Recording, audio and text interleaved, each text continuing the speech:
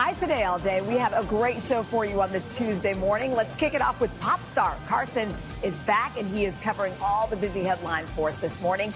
The Rock surprised a group of lucky tourists in Hollywood. Take a look.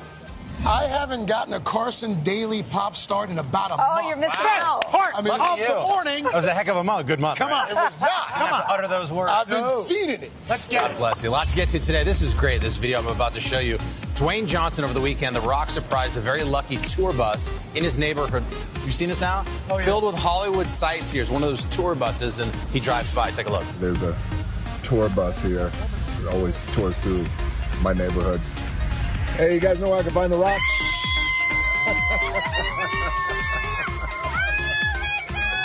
How you guys doing? I'll wait, don't worry. Like one of the few presidents in Hollywood that could just pull up and you immediately, it's like, oh, it's The Rock. And he's such a good sport about it, too. No, he loves it. He wrote a caption for the Instagram post that it said, one of the cool parts of fame and my job, making a few folks happy, and he definitely made their day, as you saw. And we are back with a geological wonder that has a history as rich as it is natural beauty. Yeah, we're talking about Mammoth Cave down in Kentucky. It's the longest cave system in the world. And NBC's Gadi Schwartz is taking us inside. Hey, Gadi. Hey, good morning, guys. For thousands of years, humans have been descending into Mammoth Cave to marvel at its wonder. And a lot of the early exploration down here was done by slaves who are being honored today by a very special tour guide whose family history is literally written on the walls of this cave. Do you remember the first time you came through the entrance here? I remember being about 4 or 5 years old. Mom and Dad would bring us down here to Mammoth Cave often. Jerry Bransford is 74 years old, and Mammoth Cave is in his blood. This is everything that a cave named Mammoth ought to look like right here. My favorite room, the rotunda. Created over millions of years by an underground river, Mammoth Cave is the world's longest cave system.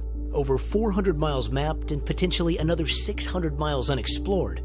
But to fully appreciate its grandeur, you have to know a little about its history and Jerry's. Everybody talking about. Looks like there's excavation. Well, what you're seeing here is results of approximately 70 black men brought here to make gunpowder components for the War of 1812. Gunpowder used to help defeat the British and solidify America's independence. And that was for the fight for freedom that they didn't have. A fight for freedom that these poor men didn't have. After the War of 1812, the cave was purchased with designs on tourism. That's where Jerry comes in.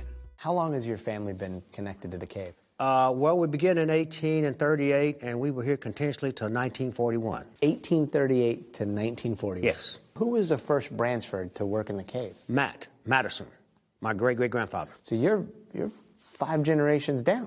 Right. Matterson, as a 15-year-old slave, was hired out to explore and map the cavern in 1838.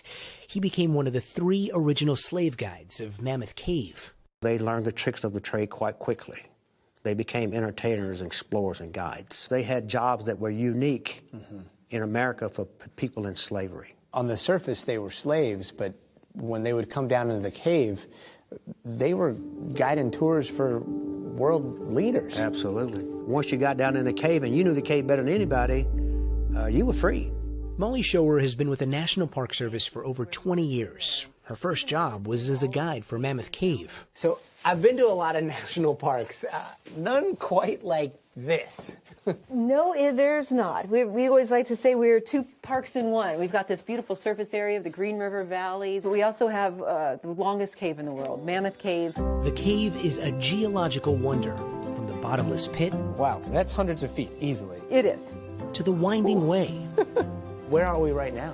We are in a very low area. So. Yeah. This is known as Fat Man's Misery. It's getting pretty tight in here. All right. So that was Fat Man's Misery. This is Tall Man's Misery. It's a leg workout. Woohoo! The cave is a labyrinth of tight passages, cavernous depths, and this, the river Styx. I see why they call it the River Styx. Yes, the underworld. You're in the underworld under here. And in this kind of absolute darkness, you can't see your hands, but you can hear your thoughts. Are those voices? No. Just the sound of the water and probably your imagination. The cave is a natural wonder, and Jerry and his family's legacy are one of its most remarkable treasures.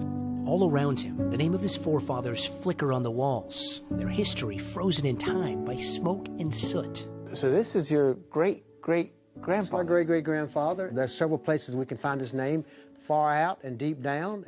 For over 100 years, there was a Bransford working within the walls of this cave until 1941. That's when it was made into a national park, and the land around the park was seized by eminent domain, and black people were barred from being guides. Jerry's grandfather lost all he had. So your family went from being enslaved to exploring this cave to having that land taken away by the government. Yes. And then told that you guys couldn't work in the cave anymore. Right. For 66 years, the line of Bransford guides was broken until 2004, when Jerry found himself applying for the very job his ancestors had pioneered. When it comes to your family's legacy, what does this cave represent to you? The cave represents an American story. It represents me walking in the footsteps of folks that were here way before me. 17 years later, Jerry is still walking the passages his ancestors helped map. I know I can't possibly think about staying here as many years I've been here already, but I don't think I'm ready to go just yet. And while Jerry's name hasn't been etched into the walls in soot and smoke, he is now a part of this cave forever. They discovered a new passage, and they named it the Jerry Bransford Way. In his honor, he says he plans on guiding here as long as he possibly can. Guys? Wow. Gadi. That's a story, huh? Gadi. Wow. I hope he puts his name in the cave somewhere. I thought about that too. So his name is there and his grandfather's name is there. That's great. Welcome back. Today on the third hour, we are still in the middle of summer, so we have some tips to repair our skin from the summer sun. Hey, this morning, Tune Up Tuesday for your skin. Summer filled with sun, sand, water can all be damaging. Dr. Daniel Sugai is a board-certified dermatologist, and he's going to help us repair our skin today. And I should mention, you can scan the QR code on your screen to see some of the products he's chosen. Good morning to you. Good morning. Thank you so much for having me. Absolutely. Let's start with the first one. Full disclosure, I was just telling the guys during the commercial break that I use this product now every morning. So if you have overexposure to, let's say, chlorinated, salty, hard water, you say the solution for us is perhaps the facial cleanser, what you start your day with. Exactly. That's exactly right. So when we arrange these products, I'm starting for my morning routine. These are all in order of what I would use in the morning and also what I would use in the evening. Okay. So you're right. The Vanity Cream Cleanser is definitely an important step in starting off your skincare routine. This is a brand that I've been recommending since I was a dermatology resident at Harvard, and it is so gentle, great for sensitive skin, no fragrance, pH balance, great at that balance clean where it removes impurities, sunscreen, makeup, but doesn't dry your skin out too much, especially after a long day at the pool or the beach. Yeah, it works. And a lot of people double cleanse, one with oil and one with water. Is that really necessary? I've never double cleansed. A lot of people double cleanse. Is that necessary? It's very popular. You're right. It's very popular. I usually say you can get away with a single cleanse, but if you have a thick layer of makeup, that's true, water-resistant sunscreen, then you might need that double cleanse, like you said, the oil-based cleanser first, then water-based afterwards. Okay. If you took all my makeup off right now, you would see, like, all over my forehead, dark spots, pigmentation. Oh, no. I hide it well, right? Oh. But vitamin C, you say, is something that could be used against that. That's exactly right. So in the skincare routine, I usually say start from thinnest to thickest. So you would cleanse, do a lightweight vitamin C serum, moisturizer cream, and then your sunscreen. And like you said, vitamin C serums are great for lightening those dark spots. And this is Rock's Revive and Glow. I like this one a lot. Just 4 to 5 drops to your face in the morning after your cleanser. It really helps fight free radical damage from the sun this summer, or even the pollution. So with the wildfires going on, smoke pollution, all those things can accelerate the aging process. So this will help neutralize those free radicals in those exposures. It also has peptides, and it has glycerin, which helps plump up the skin. So a very nice product to use in the morning. And Dr. Sugai, I love the fact that you're using it yourself. I know. You yourself, you're 73. You look fantastic. Moisturizer, you say, very important to use, especially as we go from hot weather to cool. Right, and Al, I've grown up watching you, so it's so great talking to you. But oh, thank you. So you're right. So you're old. This is great for me. I think we knew that. Anyway, tell us about the moisturizer. For sure. So this Kiehl's Ultra Facial cream is really nice to layer over your serum, and it's just so cooling. I wish you guys could just feel it right now on your skin, and it's soothing. And it also has moisturizing ingredients like squalane, glycerin. Glycerin, I mentioned before, in this product, it draws in water and it retains it and it plumps up your skin. So a nice bonus is that it can really hide those fine lines and wrinkles as well. I like how he's doing the 3D thing. I love it. Keeping it. You can see what it looks like. I know. Let's try to squeeze in sunscreen.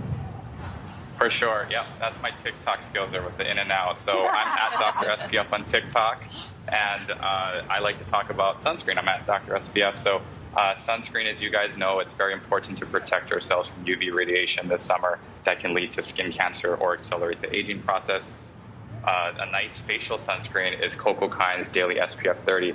It is a zinc-based sunscreen, so it's mineral. But the tricky thing with mineral sunscreens is that it can cause a white cast. Yeah. Kind of scary. So this one does rub in very well. And if people who have oily skin, they say, oh, I don't want to put on a sunscreen.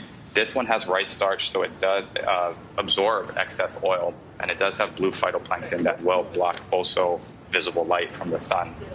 And here I have Blue Lizard's Australian sunscreen for the body. So face, body, go for SPF 30 or 50. I always tell my patients you can do SPF 30 and above, reapply every 1 to 2 hours. The neat thing about this is that it is mineral based, it rubs in well, but the cap will change color in the sun. So when it turns blue, the cap is telling you, hey, there's harmful UV rays present. Apply your sunscreen. I like that. You're our Looks like it dermatologist rubs in and so our easy, model. too. Like he's got 2 in 1 there. Dr. Daniel Sugai, thank you so much. And by the way, Dr. Daniel has one more bonus item on his list. Just head to today.com/shop to check it out. Just so you know, Today gets paid a commission for purchases made through the QR codes or links on the site. Welcome back. Today on Hoda and Jenna, the ladies give you some tips to be your best self. They even talk to a sleep expert about the best ways to get a good night's sleep. Check it out. Okay, since this is our health and beauty show, we thought we would share a couple of things. I do love when we dedicate an hour to something, because sometimes don't you just wish you're like, let me just focus. I want to rewrite the ship, because it's already the end of August. People are thinking about school and, getting a restart. It's that time of year. Like, I remember being at the end of summer as a little kid, and I would look at the YM magazine, the Young Miss magazine, and I would circle. I mean, I never did anything with it, but I'd circle outfits that I thought were cute, or I'd circle things. It's like September's a good time to refresh. And just like books and movies and television shows, I feel like beauty products, we want recommendation. Yes, beauty and health. I think those are two really important things. I'll start with, I guess, more beauty. Yeah, let's see. Okay, this stuff is called bio oil, and you really get it for scars, or, I used it when I was pregnant, stretch marks or whatever. Okay. But I'm telling you, what is it? The secret, in my opinion, is that it's great. Sorry that this is too much. Like it's great to use it as a lotion because. Oh, it smells. It smells awesome. Great. And I think right when you get out of the shower. It's a lot of. Well, I know you look shiny, but right when you get out of the shower, it moisturises, and I think oil's a little easier to put on than lotion. Bio oil. Where do you get it? You get it at Target or Walmart or Scars, Amazon.com. And just uneven skin. Uneven skin. Do you put it on your face, or is it body? For body. I just use it in the body. Okay. But anyway, I love this for face quickly, and I don't know why this is the world's smallest. It smells so good. Sunscreen, but try this. This is sunscreen called from Goop. Where is it? It's so clear. It. And I use it on my kids, too. It's called the Unseen Sunscreen by Supergoop, and it's totally invisible. Has no scent. Wow. Don't you think that's great? Yes. It's by Supergoop? Supergoop. Okay. All right. It's a lot of gook. I'm sorry I got gook all over. I'm like covered. So mine is, I just feel like when I think of health and beauty, I always think about like how to start the day so that you feel good. Because if the beginning of the day is off, it's all crummy. So each morning I started making this special tea that I've made for you.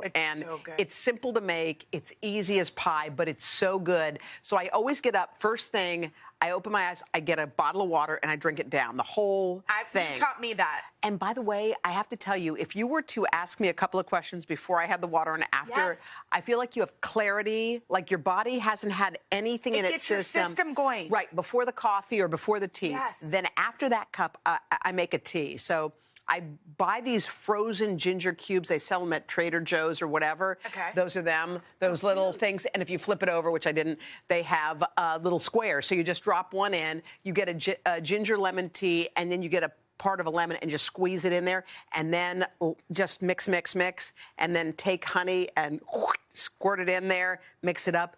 And it's like a cleansing. Sometimes I do it without the honey, which is kind of yucky, but it does cleanse. It's ginger and lemon. And then after that cup, then I have coffee. But it's a lot of hydrating, but it feels really, really good. And then I do our calming breaths that we do. And then you write in your journal. I write my journal. And then I feel like, okay, that was, and how much time did that take?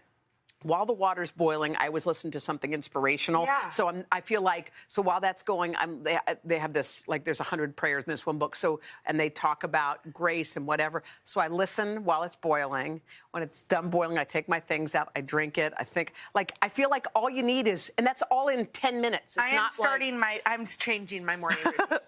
Okay, speaking of trends, an unusual health trend that just popped up this year, it's called eye yoga. And evidently Paul McCartney is a huge fan.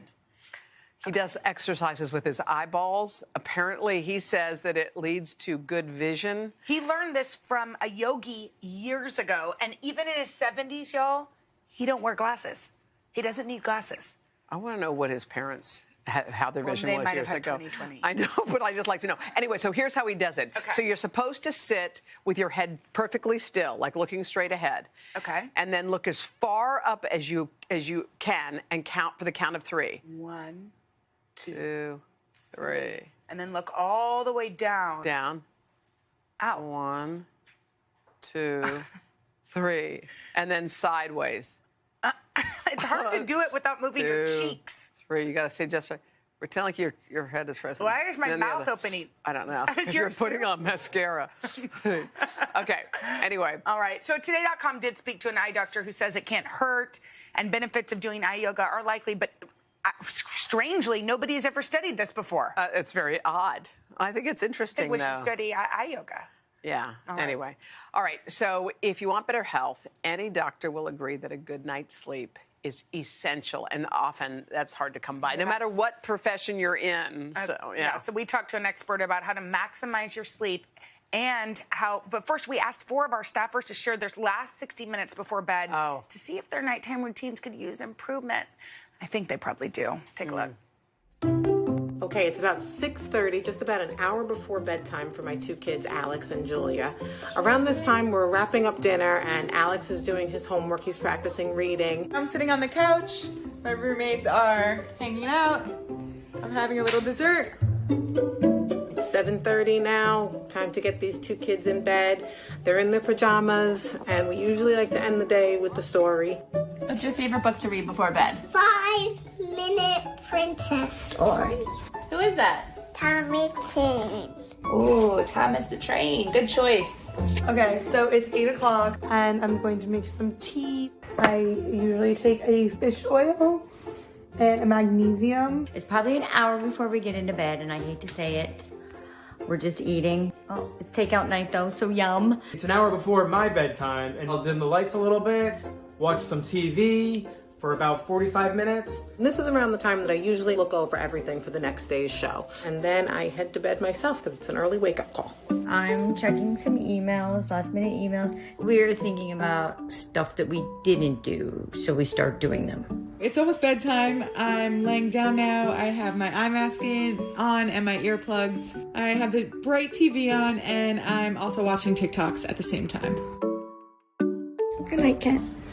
Nighty-night. Good night, Cutie Patootie, Hola, and Jenna. Some of our staffers showed you their bedtime routine, but are they doing the right things for a good night's sleep? We asked Dr. Rebecca Robbins that very question. She's a scientist at Brigham and Women's Hospital and has some advice for our staffers and really for all of us, all of you. Check it out. Rebecca, welcome, welcome. It's good to see you. Good morning. It's great to see you both, too. Thank you for having me. We're happy to have you. Let's start with Lana. Okay, so Lana seemed like she did it great. She put her kids to bed, and then she started doing her homework because she had her own She has to work. She has to work. So what could she have improved upon?